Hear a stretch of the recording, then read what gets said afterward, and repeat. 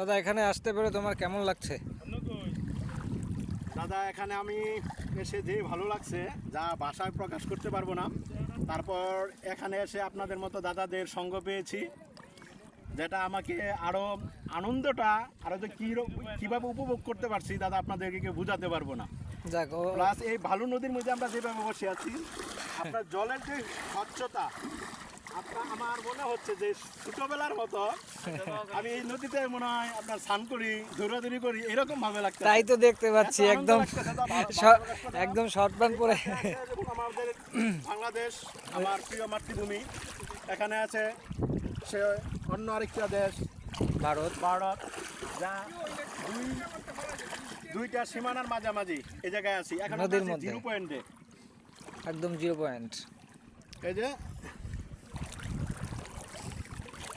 আমরা অনেকজন আসছি এখানে ঘুরতে।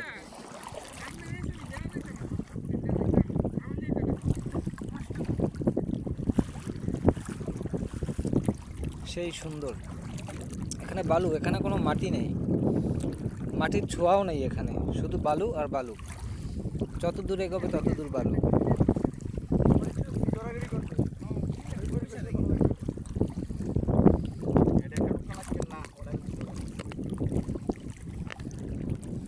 ভাই তোমার অনুভূতি কি এখানে আসার পর?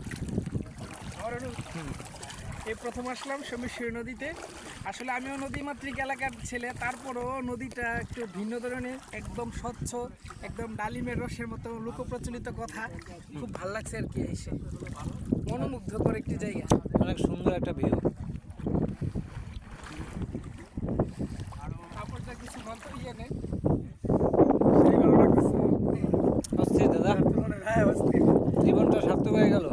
আসলে এই যে মানে ভগবানের যে সৌন্দর্য, যে কত কিছু না দেখলে আমরা ধর্মের পড়তাম যে আকাশ রাজি পর্বতমালা এগুলা দেখতে কি, কিন্তু এখন বুঝতেছি পর্বতমালার সৌন্দর্যই অন্যরকম, অতুলনীয়, যা ভাষায় প্রকাশ করা যায় না। 10 তলা 15 তলা তো উঠি, কিন্তু এইটা এইভাবে সেইভাবে